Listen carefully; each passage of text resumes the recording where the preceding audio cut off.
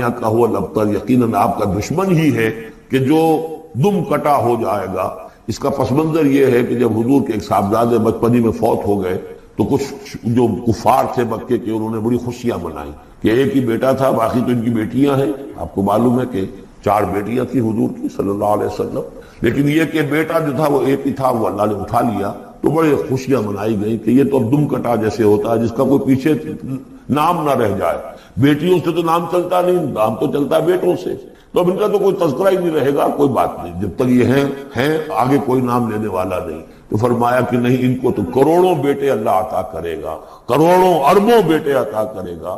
ہاں اے نبی، آپ کا دشمن ضرور ہے کہ جس کا نام لیوا کوئی نہیں رہے گا۔ اب اس پس سورۃ الکوثر گویا کہ تاریخ کے پس منظر میں سورج یہ ہے شمس ہدایت محمد الرسول اللہ صلی اللہ علیہ وسلم کا سراجا منیرا، ان کی شخصیت جو ہے انک لعلی خلق عظیم الصادق المصدوق، ان کا کیا مقام اور مرتبہ ہے۔ فرمایا انا اعطیناک الکوثر، اے نبی صلی اللہ علیہ وسلم، یہاں کاف واحد کا صیغہ ہے، خطاب اجماع ہے کہ یہاں خطاب محمد الرسول اللہ سے شخصاً، جیسے سورۃ الضحیٰ شخصی گفتگو ہے اللہ کی اپنے نبی کے، بالکل ذاتی پرسنل سرگوشی کے انداز میں۔ سورۃ الانشراح ذاتی بات ہے کہ جو ہو رہی ہے اللہ کی اور رسول کے مابین۔ اسی طریقے سے یہ سورہ مبارکہ یہ بھی بالکل خالص ذاتی، آگے جو آئے گی سورۃ النصر وہ بھی بالکل ذاتی سطح پر ہے، خاص معاملہ، لیکن یہ کہ اس کا تعلق پھر بھی پورے معاشرے سے تھا، نظام کے بدلنے سے ہو، وہ آگے آئے گی سورت۔ یہاں تو یہ خالص ذاتی معاملہ ہے، انا اعطیناک الکوثر فصل لربک وانحر ان شانئک هو الابتر۔ اب یہاں سب سے پہلے تو لفظ کوثر کو سمجھنا ہے، یہ کثیر سے مبالغے کا صیغہ ہے، کثیر سے فعول کی وزن پر، ویسے مبالغے کے بہت سے اوزان ہیں لیکن یہ کہ ایک وزن جو ہے وہ فعول فعل، تو یہ فعل کے وزن پر یہ مبالغے کا صیغہ ہے، کثرت انتہائی بہتات، اور اس سے مراد ہر خیر، ہر بھلائی، تمام حسنات وہ ہم نے آپ کو نہایت محتاط، نہایت کثرت کے ساتھ عطا کر۔ انا اعطیناک الکوثر، اب اس میں میں ذرا ذکر کرنا چاہتا ہوں اور خاص طور پہ بعد میں ذرا وضاحت بھی کروں گا کہ مولانا اصلاحی صاحب نے تو اس سورہ مبارکہ کا کوئی خاص حق ادا نہیں کیا ہے، لیکن یہ کہ مولانا مودودی صاحب نے واقعہ یہ کہ حق ادا کیا ہے، جس قدر تفصیل کے ساتھ انہوں نے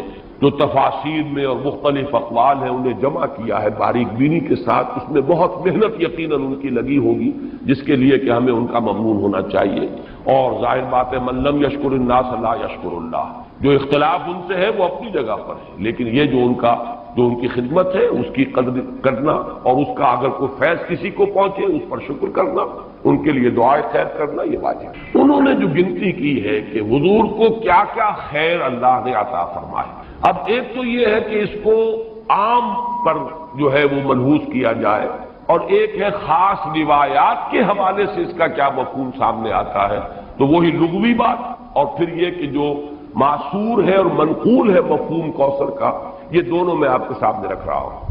سب سے پہلی شے جو اللہ نے محمد الرسول اللہ کو کثرت سے عطا فرمائی وہ اخلاق حسنہ، اس لیے کہ دوسری ہی وحی میں فرمایا وَإِنَّكَ لَعَلَىٰ خُلُقٍ عَظِيمٍ، جس کا لوہا جو ہے وہ خود کفار قریش نے مانا الصادق الامین۔ ابو جہل بھی یہ نہیں کہہ سکا کہ محمد نے کبھی جھوٹ بولا، صاف مانا اس نے صلی اللہ علیہ وسلم کہ انہوں نے کبھی جھوٹ نہیں بولا۔ پھر یہ کہ سب سے بڑا خیر نبوت اور رسالت، نبوت رسالت رحمت ہے، اور رحمت للعالمین بنا کر محمد الرسول اللہ صلی اللہ علیہ وسلم بھیجے گئے۔ تو یہ خیر کثیر، یہ خیر جو ہے نبوت اور رحمت، یہ اپنے منطقی انتہا کو پہنچی ہے، اپنے تکمیلی مرتبے کو پہنچی ہے محمد الرسول اللہ صلی اللہ علیہ وسلم کی شخصیت مبارکہ میں، اس اعتبار سے یہ دوسرا ہے۔ پھر جو تعلیمات آپ لے کر آئے، سب سے بڑی شے توحید، پھر وہ نظام توحید جس کا کہ سیاسی سطح پر اس کا نظام خلافت کا ہے، معاشیات میں اس کا نظام امانت اور کفالت کا ہے، یہ سارا نظام جو دیا یہ سب سے بڑا خیر ہے جس کی ضرورت ہے آج نوع انسانی۔ چنانچہ میں نے اسی کتاب میں نبی اکرم صلی اللہ علیہ وسلم کا مقصد بعثت اس میں اس پر بحث کی ہے۔ آج کی انسان کو، آج کی انسانیت کو جو انفرادی اخلاق ہیں، شخصی انسان کی انفرادی سیرت و کردار، اس کی اتنی زیادہ ضرورت نہیں ہے، اور اس میں کوئی نئی چیز نہیں تھے جو محمد لے کر آئے ہو صلی اللہ علیہ وسلم۔ صداقت، امانت، ایفاء عہد۔ حضرت اسماعیل کے بارے میں آیت آپ کو سنا چکا، کانا صادق الوعد، وعدے کا پورا کرنے والا، جس نے اپنی گردن رکھ دی، چلائیے ابا جان چھری چلائیے، وعدہ کیا تھا ستجدنی انشاءاللہ صابرا، اور پھر گردن ٹکا دی زمین پر، چلائیے چھری اگر آپ پروردگار کا حکم۔ صداقت میں، امانت میں، زہد میں، اللہ تعالیٰ کی طرف رجوع میں، حنانا من لدنا وزکاۃ وکان تقیا، یہ حضرت یحییٰ کی شان۔ البتہ محمد الرسول اللہ صلی اللہ علیہ وسلم نے ایک طرف تو تمام ان اخلاق حسنہ کا گلدستہ اپنی شخصیت میں پیش کیا، ایک تو جامعیت کبریٰ ہے، ورنہ تمام انفرادی اقدار جو ہے وہ تو اس سے پہلے مکمل ہو چکی تھی، البتہ سب کو متوازن شکل میں جمع کر دینا، زہد بھی ہو اور ادائے حقوق بھی ہو، دنیا میں رہیں بھی اور پھر یہ کہ دنیا سے لو نہ لگے، شادیاں بھی کریں لیکن یہ ہے کہ اللہ تعالیٰ کی بندگی کے اندر اس سے کہیں کوئی کمی نہ آئے۔ یہ ہے اصل میں کہ جو حضور کا ذاتی سطح پر جو آپ کی کنٹریبیوشن، لیکن اس سے بھی آگے بڑھ کر آپ نے اجتماعی اخلاق اور اجتماعی نظام دیا ہے۔ آج کے انسان کو سب سے بڑی ضرورت اس کی، جب تک نظام عادلانہ نہیں ہے، نظام صحیح نہیں ہے، نظام منصفانہ نہیں ہے، تو ظاہر بات ہے کہ اس کے نیچے اگر ایک ظالمانہ نظام کے نیچے ایک بڑا نیک شخص زندگی گزار رہا ہے تو اس کی انفرادی نیکی اس ظالمانہ نظام کی تقویت کا سبب بن جاتی ہے۔ جیسا کہ میں نے ابھی ایک نقطہ بیان کیا تھا جناح ہال میں، تو سب لوگوں نے اس کو محسوس کیا، ایک دم چوک سے گئے۔ ظالمانہ نظام ہے، جاگیرداری اور سود خوری اور حرام خوری سے دولت کے انبار جمع کیے ہوئے ہیں۔ اس میں اگر آپ کوئی بڑا اچھا قانون بنا دے، 12ویں ترمیم بھی لے آئے، اگر چوری کا، ڈکیتی کا خاتمہ ہو جائے تو فائدہ کس کو پہنچے گا؟ ان دولت مندوں کی دولت محفوظ ہو گئی نا، ان حرام خوروں کا جو کچھ دولت کا انبار ہے وہ محفوظ ہوگا نا۔ تو معلوم ہوا بہترین قانون غلط نظام کے تحت تو در حقیقت اس نظام کو قائم رکھنے اور اس کی تقویت کا ذریعہ بنتا ہے۔ تو معلوم ہوا کہ اصل شے نظام، قانون سب سرو کرتا ہے نظام، قانون کسی نظام کو چلانے کا ذریعہ بنتا ہے۔ تو اگر نظام ہی غلط ہو تو صحیح ترین قانون بھی در حقیقت ایک نظام، غلط نظام کو چلانے کا اور تقویت دینے کا ذریعہ بن جائے گا۔ تو سب سے بڑا خیر جو عطا کیا ہے، جس کے بارے میں اقبال کے وہ 2 اشعار بڑے قیمتی، ہر کجا بینی جہان رنگ و بو، آنکھ از خاکش بروید آرزو، یاد نور مصطفیٰ اورا بہاس، یا ہنوز اندر تلاش مصطفیٰ۔ وہ خیر جو محمد نے دیا تھا صلی اللہ علیہ وسلم، یا تو اسی سے لوگوں نے کچھ مستعار لیا ہوا ہے، اور یا یہ کہ ابھی اس خیر کے لیے، اس خیر کثیر کی طرف نوع انسانی جو ہے اس کی تلاش میں سرگرداں ہے۔ پھر آپ کو جو خیر کثیر دیا، رفعنا لک ذکرک، آپ کا ذکر بلند کیا، آپ کو اتنی بڑی امت دی گئی، ایسے جانثار صحابہ دیے گئے۔ ذرا تقابل کیجئے، کہاں موسیٰ کے ساتھی تھے کہ جب کہا گیا کہ جنگ کے لیے میدان میں آؤ، فاذهب انت وربك فقاتلا انا هاهنا قاعدون، یہ کہہ کر بیٹھ گئے، اور کہاں محمد کے ساتھی ہیں صلی اللہ علیہ وسلم، جہاں آپ کا پسینہ گرا وہاں اپنی خون کی ندیاں بہا، یہ محمد کے ساتھی ہیں۔ ایسے جانثار، ایسے اعوان و انصار، ایسے خلفاء، ابو بکر اور عمر اور عثمان اور علی جیسے خلفاء رضی اللہ تعالی عنہم اجمعین۔ پھر امت، کتنی بڑی امت، کتنے اولیاء اللہ، کتنے صلحاء، کتنے اتقیاء، کیسے کیسے علماء، کیسے کیسے مجددین امت۔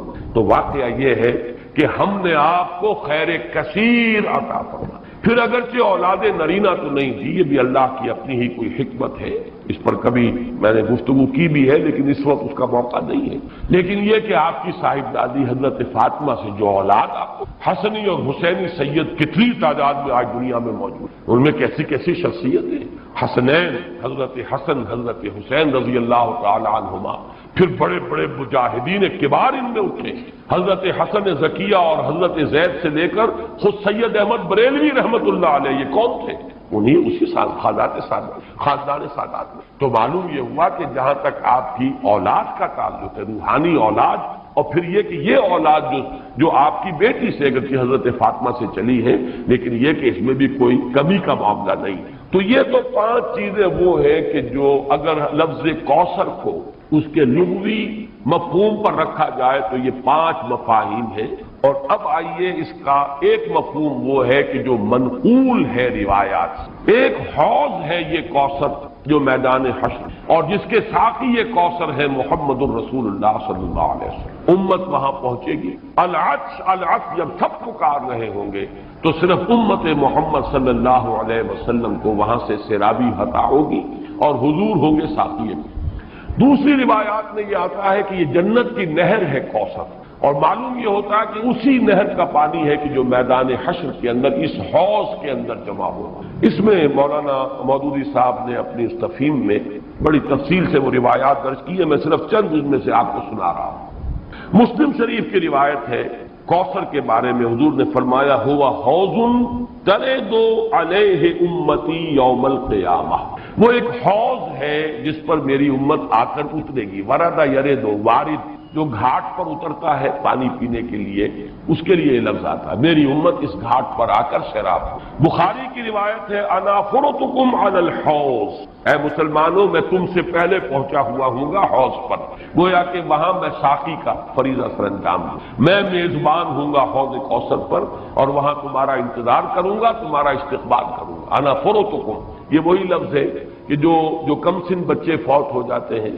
تو ان کی دعائے جنازہ میں یہ لفظ پڑھا جاتا ہے اللہم اجعلہ لنا فرطا واجعلہ لنا اجرا وذخرا، یہ ہم سے آگے جا رہے ہیں، ہم نے جو بھی ان کی خدمت کی ہے پروردگار اس کو آخرت میں ہمارے لیے ذخیرہ بنا دے۔ اسی طریقے سے بخاری کی ایک روایت اور بھی ہے انا فرطکم علی الحوض وانا شہید علیکم وانی واللہ لانظر الی حوضی الان، میں تم سے پہلے پہنچ جاؤں گا حوض کوثر پر اور وہاں تمہارا استقبال کروں گا، اور پھر میں تمہاری گواہی دوں گا، تم پر گواہ ہوں گا اس حوض کوثر پر، اور خدا کی قسم میں اپنی آنکھوں سے اس حوض کو اس وقت بھی دیکھ رہا ہوں۔ یعنی دنیا میں رہتے ہوئے بھی محمد الرسول اللہ صلی اللہ علیہ وسلم کو جنت کا مشاہدہ جیسے ایک موقع پر ہوا کہ ایک نماز کے دوران آپ کا ہاتھ بے ساختہ جو ہے آگے بڑھ گیا، ایک مرتبہ بے ساختہ پیچھے کو ہٹے جیسے کسی شے سے دہشت ہو گئی ہو، خوف ہو۔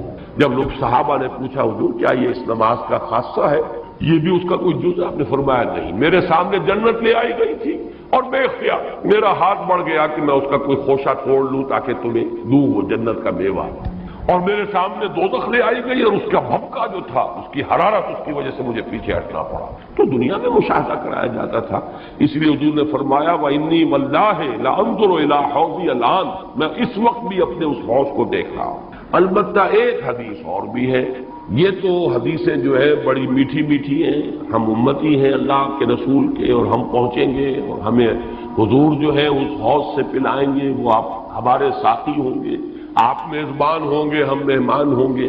لیکن یہ کہ ایک اور حدیث سن لیجئے تو شاید یہ ساری خوشی جو ہے ختم ہو جائے گی۔ امتی سے مراد کیا ہے؟ وہ نہیں کہ جو نسلاً مسلمان ہیں، مسلمانوں کے گھر پیدا ہو گئے، آج کا مسلمان نہیں، حضور کے زمانے کا مسلمان بھی اگر وہ اس معیار پر پورا نہیں اترتا والعصر ان الانسان لفی خسر الا الذین آمنوا وعملوا الصالحات وتواصوا بالحق وتواصوا بالصبر، تو حضور کا امتی نہیں ہے۔ چنانچہ یہ روایت ابن ماجہ کی ہے، اور کہا یہ جاتا ہے کہ یہ الفاظ آپ نے یوم عرفہ کا جو خطبہ ہے اس میں ارشاد فرمائے الا انی فرطکم علی الحوض، لوگوں آگاہ ہو جاؤ میں حوض کوثر پر تم سے پہلے پہنچوں گا، واکاثر بکم، اور میں تمہاری کثرت پر فخر کروں گا۔ اتنی بڑی امت، ایسے بھی تو نبی ہوں گے جن کا امتی ایک دو ہی ہوں گے، صرف کتنے ہوں گے؟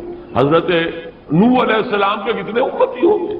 اس اعتبار سے محمد الرسول اللہ صلی اللہ علیہ وسلم کے امتی انا وکافر بکم فلا تسودوا وجہی، تو دیکھنا اس روز میرا منہ کالا نہ کر دینا، میرا چہرہ جو ہے تمہارے اعمال کی وجہ سے مجھے پشیمانی نہ ہو، میرا چہرہ جو ہے سیاہ نہ کر، یہ صدمے اور رنج سے جو چہرہ سیاہ ہو، جو قرآن مجید میں آیا یوم تبیض وجوہ وتسود وجوہ، جس دن بہت سے چہرے بہت سے روشن ہوں گے، تر و تازہ ہوں گے، تابناک، اور بہت سے چہروں پر سیاہی تھپی ہوئی ہو۔ فلا تسودوا وجہی انی مستنقذ اناسا ومستنقذ اناس منی، بہت سے لوگوں کو میں چھڑانے کی کوشش کروں گا فرشتوں سے، وہ پکڑ کر لے جانا چاہیں گے، اور بہت سے لوگ مجھ سے چھڑا لیے جائیں گے، لے جائے جائیں گے، وہ میرے امتی نہیں ہوں گے۔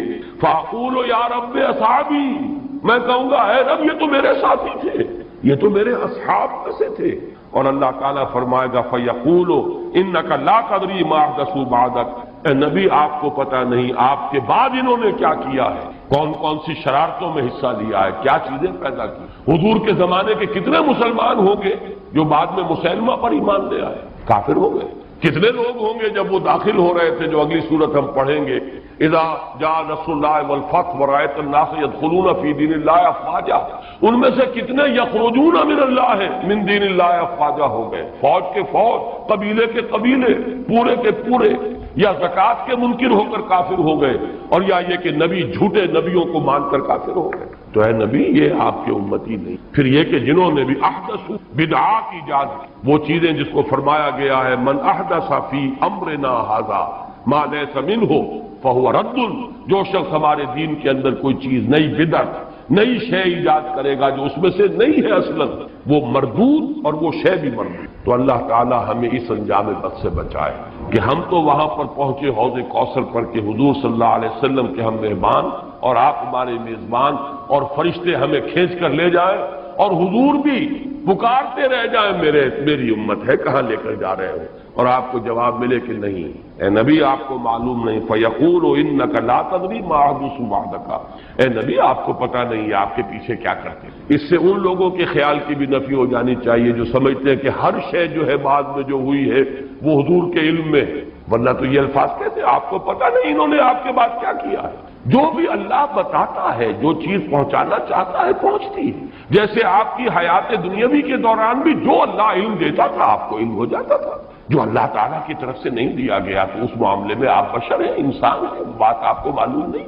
بعد میں بھی جو چیزیں اللہ اب بھی عالم برزخ میں محمد الرسول اللہ کا جو بھی مقام ہے، جو کچھ اللہ پیش کرتا ہے پہنچاتا ہے، پہنچتی ہے بات۔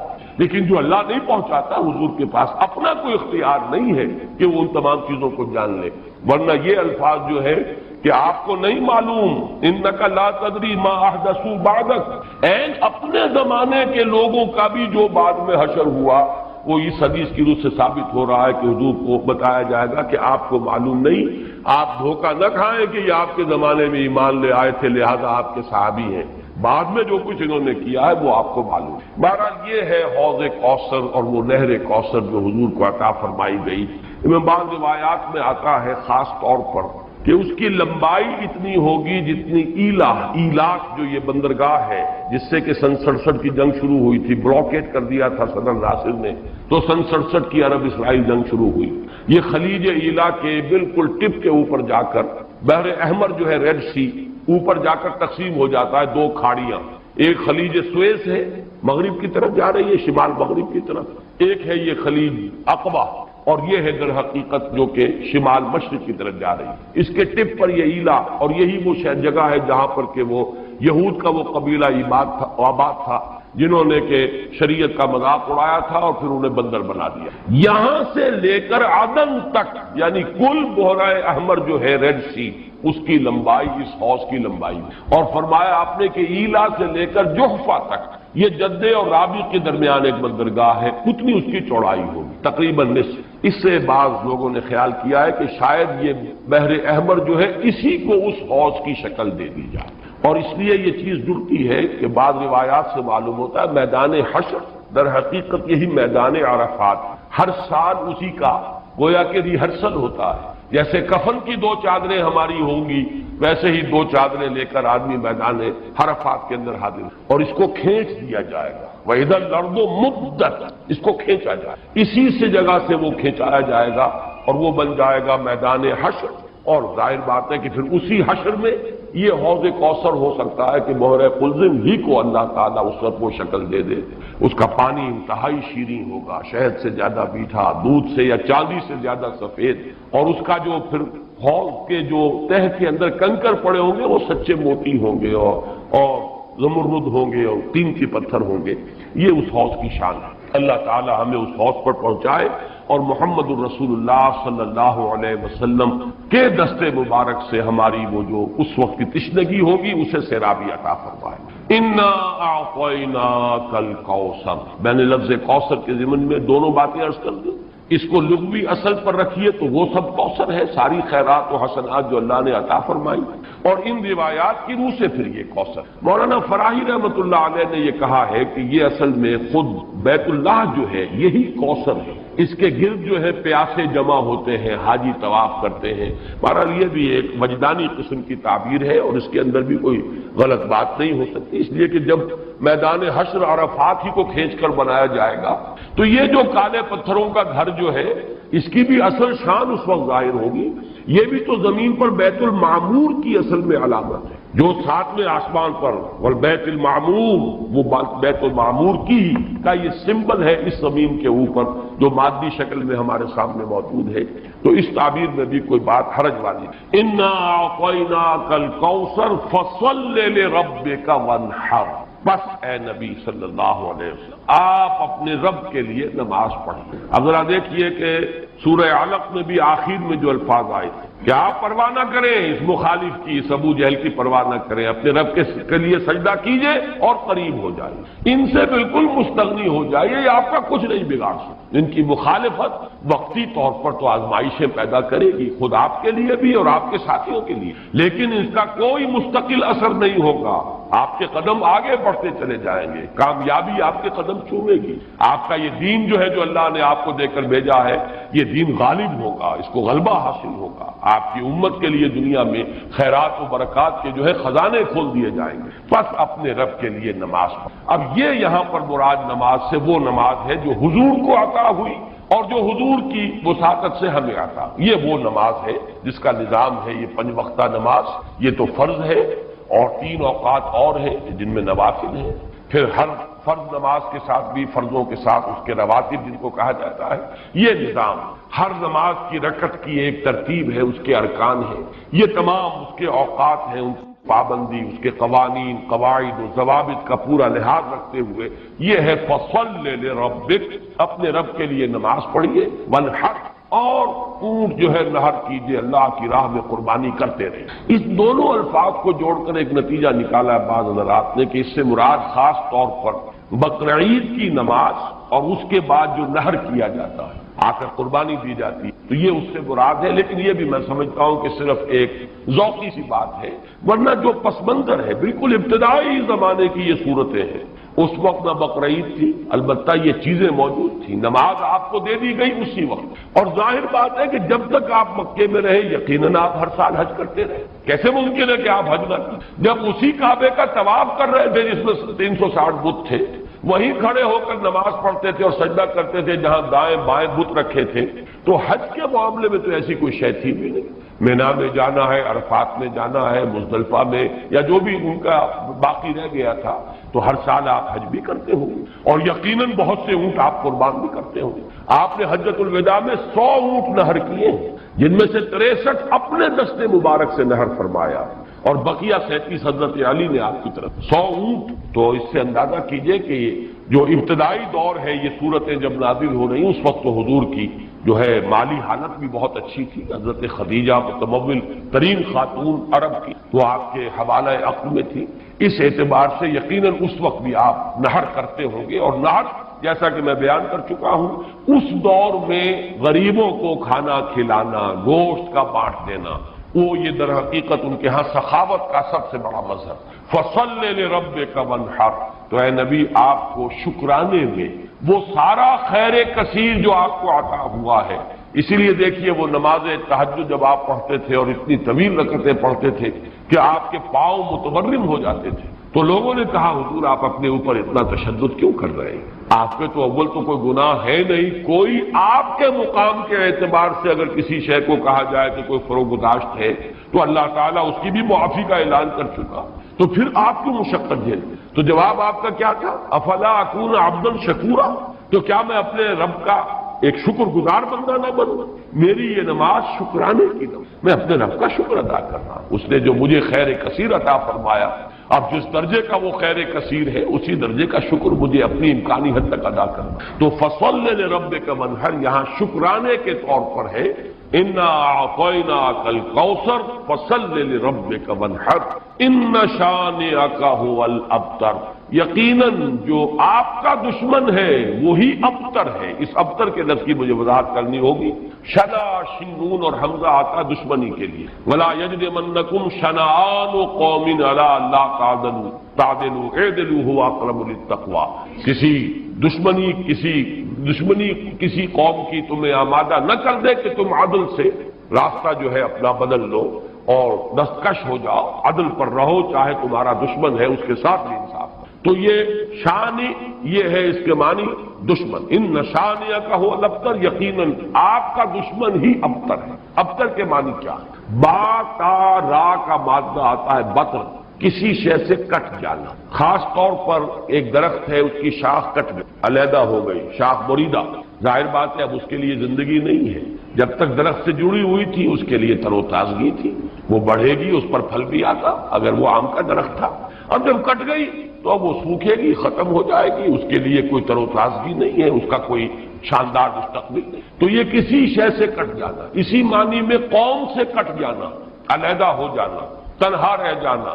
لا تجعلنی فردن، مجھے اکیلا نہ بنا دے۔ تو یہ جو آتا ہے کہ میں اکیلا نہ رہ جاؤں، اس کے لیے بھی یہ لفظ آتا ہے۔ اور پھر جس کا ذکر یا جس کا سلسلہ منقطع ہو جائے، جس کے ہاں اولاد نہ ہو، اب نام اس کا کہاں رہے گا، ختم ہو جائے گا۔ اولاد نہیں ہے وہ بھی ابتر ہے، گویا کہ اس کا ذکر باقی رکھنے والا کوئی نہیں رہا، اس کا نام نہیں رہے گا دنیا میں، اس لیے کہ اولاد نہیں، خاص طور پر اولاد نرینہ۔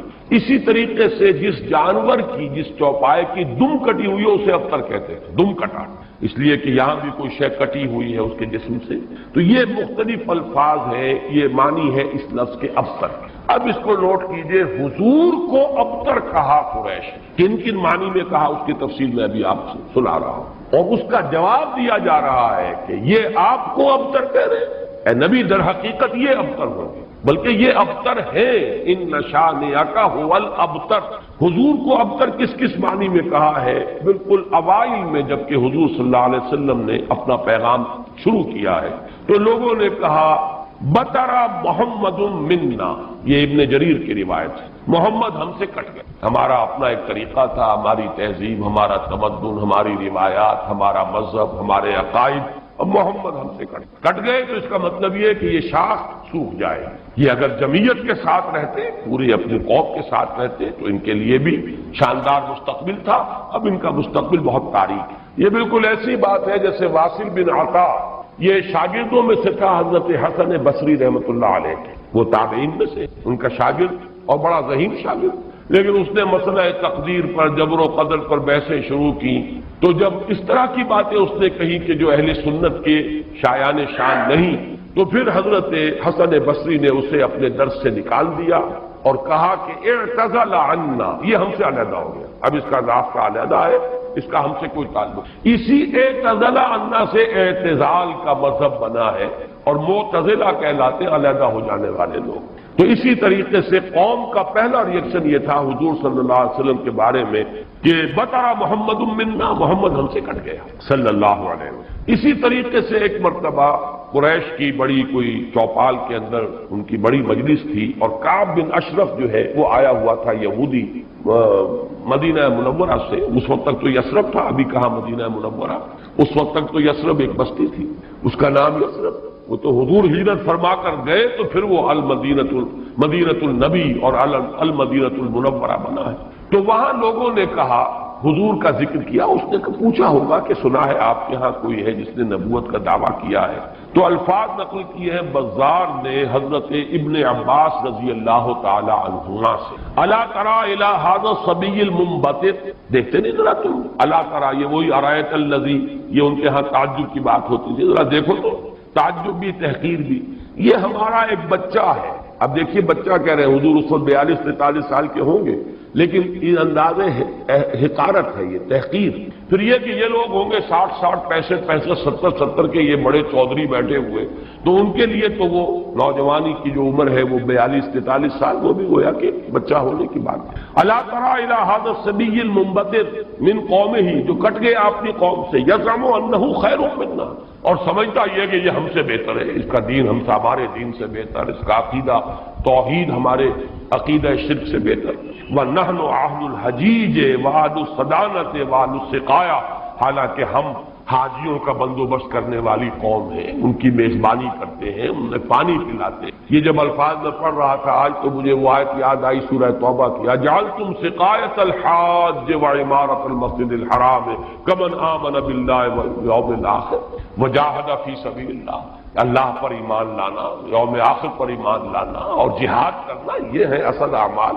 یہ حاجیوں کی کوئی خدمت کر لی، پانی پلا لیا، تم نے اس کو بڑی اونچی نیکی سمجھا ہوا ہے۔ تو یہ بھی منبتر اس شخص کو کہیں گے جو کٹ گیا اپنی قوم سے۔ سب سے زیادہ تلخ انداز میں جو بات کہی گئی حضور کے بارے میں، اور ابتر کا لفظ آپ کے بارے میں استعمال ہوا، اور یہ سمجھیے کہ یہ بھی دنات اور پستی کی انتہا تھی۔ حضور کے دوسرے صاحبزادے حضرت عبداللہ کا جب انتقال ہوا، یہ ذرا نافلۃ اللہ کے درجے میں نوٹ کر لیجئے کہ حضور کی صاحبزادیاں اور آپ کو 2 بیٹے 4 بیٹیاں اللہ نے حضرت خدیجہ کے بطن سے عطا فرمائی۔ آپ کی کسی اور زوجہ سے اولاد نہیں، صرف ایک کنیز ماریہ قبطیہ کے بطن سے حضرت ابراہیم، اور وہ مدنی دور کا آخری زمانہ ہے جبکہ آپ کو وہ اللہ نے بیٹا عطا فرمایا، وہ بھی کم سنی ہی کے اندر فوت ہو، حضرت ابراہیم۔ تو یہ جو ترتیب ہے حضور کی اولاد میں، سب سے بڑے تھے قاسم، اسی لیے ابو القاسم آپ کی کنی، اس کے بعد حضرت زینب، اس کے بعد عبداللہ، حضرت عبداللہ حضور کے دوسرے بیٹے، اور پھر 3 بیٹیاں ام کلثوم اور فاطمہ اور رقیہ رضی اللہ تعالی عنہم وعنہن، ان سب سے اللہ تعالی راضی ہو۔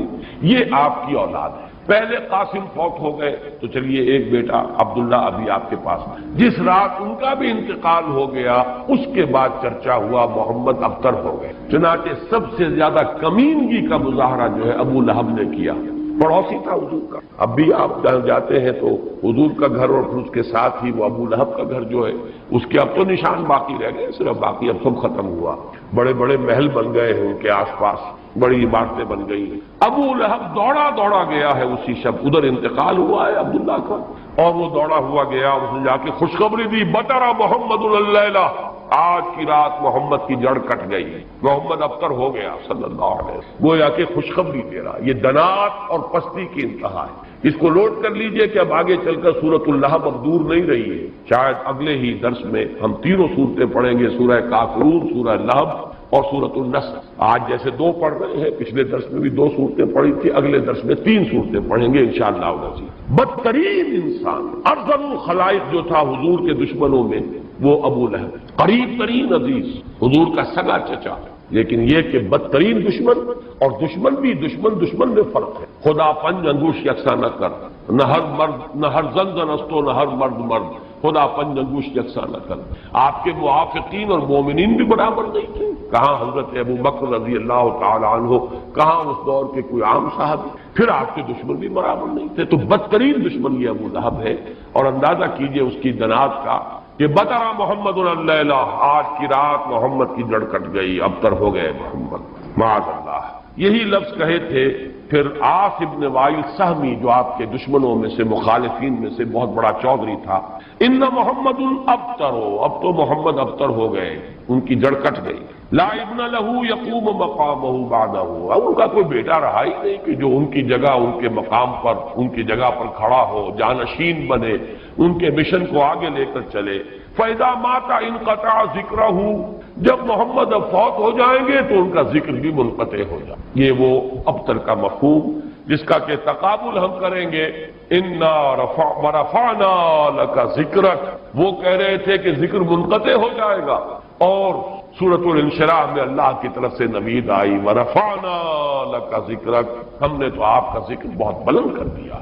تو یہ ہے اِنَّ شَانِئَكَ هُوَ الْأَبْتَرُ، اے نبی آپ ابتر نہیں ہوں گے، آپ کو تو ہم نے خیر کثیر عطا فرمایا، آپ کا ذکر بلند کیا، آپ کی مانوی اولاد، آپ کی امت کتنے بڑے بڑے اولیاء اللہ، صوفیاء، اہل اللہ، اتقیاء، صلحاء، مجددین، علماء، جن کے بارے میں علماء امتی کا انبیاء بنی اسرائیل، وہ سب آپ کی مانوی اولاد. پھر آپ صاحب دادی حضرت فاطمہ سے جو اولاد چلے گی، اس کا جو مقام و مرتبہ دنیا میں ہوگا، تو آپ ابتر نہیں ہیں معاذ اللہ. جیسے سورہ نون کے شروع میں فرمایا، نون والقلم وما یسطرون ما انت بنعمت ربک بمجنون. اور کچھ دنوں کے بعد دیکھ لیں گے کہ کون مجنون تھا. محمد مجنون تھے معاذ اللہ، یا ابو جہل مجنون تھا اور پاگل ہو گیا تھا، اس کی مت ماری گئی تھی. فَسَتَنظُرُ وَيَنظُرُونَ بِأَيِّكُمُ الْمَفْتُونُ. یہ میں بھول رہا ہوں آیت، آپ بھی دیکھ لیں گے اور یہ بھی دیکھ لیں گے کہ کون تھا جو کہ بچل گیا تھا اور جس کی مت ماری گئی تھی. اسی طرح یہاں فرمایا اِنَّ شَانِئَكَ هُوَ الْأَبْتَرُ. درس تو مکمل ہوا، اب ذرا بعض ضمیمیں ہیں، ان کا چونکہ آئندہ کے درس سے بھی تعلق ہے. اور جیسے میں نے مولانا فراہی رحمۃ اللہ علیہ کے بارے میں اپنے پچھلے درس میں کچھ عرض کیا تھا کہ اگرچہ ان کا بہت اونچا مقام ہے میری نگاہ میں، لیکن وہ سائنٹیفک ریشنلزم سر سید کی صحبت کی وجہ سے اور ان کے زیر اثر آنے کی وجہ سے کسی نہ کسی درجے میں متاثر ہو گئے تھے. جو سورہ فیل میں انہوں نے تمام جو مفسرین اور تمام معصور جو تفسیر ہے اس کو چھوڑ کر ایک علیحدہ رائے اختیار کی. اسی طرح چند باتیں آج میں عرض کرنا چاہتا ہوں. ایک تو یہ جو صورتیں اس وقت ہم پڑھ رہے ہیں، ان میں سے تقریباً تمام صورتوں کے بارے میں مکی اور مدنی ہونے کا اختلاف موجود ہے. حالانکہ اکثر و بیشتر کے نزدیک اجماع امت اور اجماع مفسرین کے نزدیک یہ ساری صورتیں جو ابھی تک ہم نے پڑھی ہیں یہ مکی ہیں، لیکن مدنی کی روایات بھی موجود ہیں. خاص طور پر اس سورہ مبارکہ کے بارے میں تو ایک ایسی روایت ہے جو مسلم شریف میں بھی ہے، مسند احمد میں بھی ہے، سنن ابی داؤد میں بھی ہے، سنن نسائی میں بھی ہے، اور حضرت انس رضی اللہ تعالی عنہ سے مروی. حضرت انس حضور کے خادم خاص رہے مدنی دور میں. اب ظاہر بات ہے وہ واقعہ بیان کر رہے ہیں. وہ کہتے ہیں کہ ایک روز حضور ہمارے مابین تشریف فرما تھے اور کچھ گفتگو ہو رہی تھی، اچانک کچھ آپ کو ایک خاص اونگ کی سی کیفیت آپ پر طاری ہوئی، یعنی آپ نے آنکھیں بند اور اس کے بعد آپ نے آنکھیں کھولی تو آپ کے چہرے پر مسکراہٹ تبسم تھا. ہم نے پوچھا کس بات پر؟ آپ نے فرمایا کہ مجھ پر سورت نازل ہوئی ہے، اور پھر بسم اللہ پڑھ کر آپ نے انا اعطیناک الکوثر فصل لربک وانحر ان شانئک هو الابتر یہ سورہ مبارکہ سن. اب یہ روایت اتنی قوی ہے کہ اس کی بنا پر کچھ حضرات کی رائے ہے، اکرمہ اور مجاہد اور قتادہ، اور اس کو امام مسلم نے بھی تسلیم کیا، اور الاتقان میں امام سیوطی نے بھی اسے مدنی صورت قرار دی. جبکہ حضرت ابن مردویہ سے یہ مروی ہے کہ ابن عباس، عائشہ اور ابن زبیر رضی اللہ تعالی عنہم یہ سب کے سب اسے مکی قرار دے، اور جمہور مفسرین نے اسے مکی قرار دی. میں نے خاص طور پر آج بات اس لیے بیان کی ہے کہ ان چھوٹی صورتوں کے بارے میں اکثر و بیشتر کے بارے میں اختلاف ہے، نمبر ایک. نمبر دو یہ کہ اصل میں اس میں جو تعویل ہو جاتی اور بہت سی صورتوں کے بارے میں کہا گیا یہ 2 دفعہ نازل ہوئی. سورہ اخلاص مکے میں بھی نازل ہوئی، مدینے میں بھی نازل ہوئی. فلاں سورت مکے میں بھی نازل ہوئی، مدینے میں بھی نازل ہوئی. یہ دو دفعہ کے نزول کا مطلب کیا ہے؟ ہوتا یہ تھا کہ قرآن مجید ظاہر بات ہے کہ اس طریقے سے مصحف کی شکل میں تو موجود تھا ہی نہیں. کسی کچھ صورتیں یاد ہیں، کسی کو کچھ صورتیں یاد ہیں. ابھی پورا قرآن نازل بھی نہیں ہوا. یہ تو یوں سمجھیے کہ مدنی کے دور کے بھی انتہا پر جا کر پورا قرآن بنے گا. تو وہ اتنا چرچا نہیں تھا لوگوں کے مابین.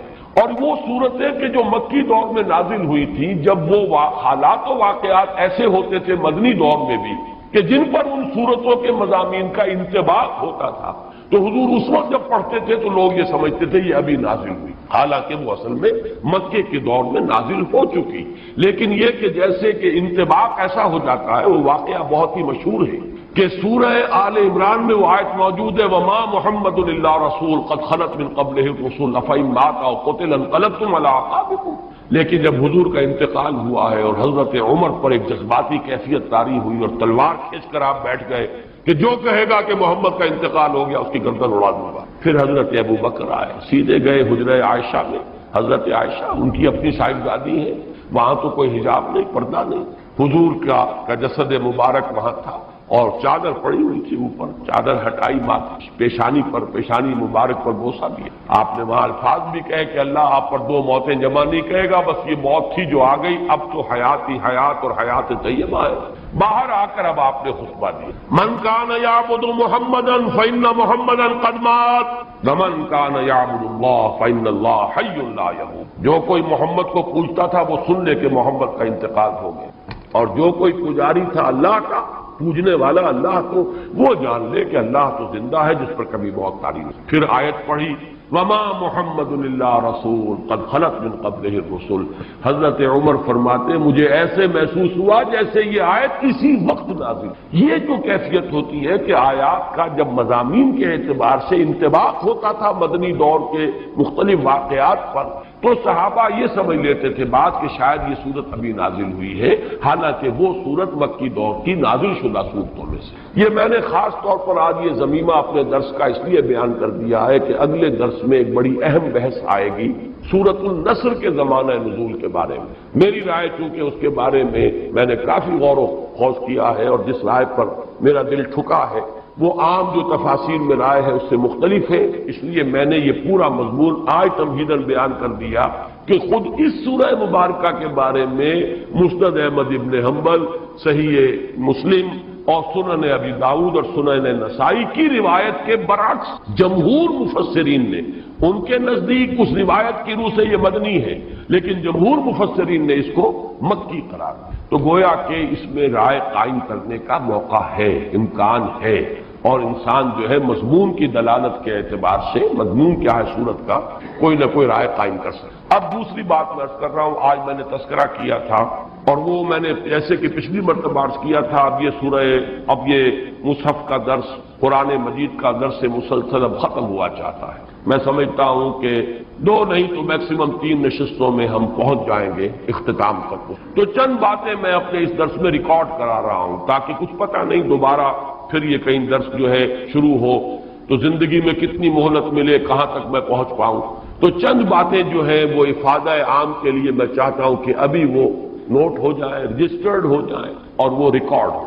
اور چونکہ میں نے اپنی 4 سورسز قرار دی، علامہ اقبال، ڈاکٹر رفیع الدین ایک سورس، لیکن وہ کوئی مفسرین میں سے ہے ہی نہیں، ایک فکر ہے ان کا، سوچ ہے، تعبیر کی ہے انہوں نے۔ علامہ اقبال کو میں اس دور کا سب سے بڑا ترجمان القرآن مانتا ہوں۔ عظمت قرآن کا جتنا انکشاف اس شخص پر ہوا میرے نزدیک کسی دوسرے شخص پر نہیں۔ یہ میرا وہ قول ہے جس کو میں کھلم کھلا کہتا ہوں بغیر بلا خوف تردید کے، لیکن بہرحال مفسر نہیں، میں نہ عارف، نہ مجدد، نہ محدث، نہ فقیہ۔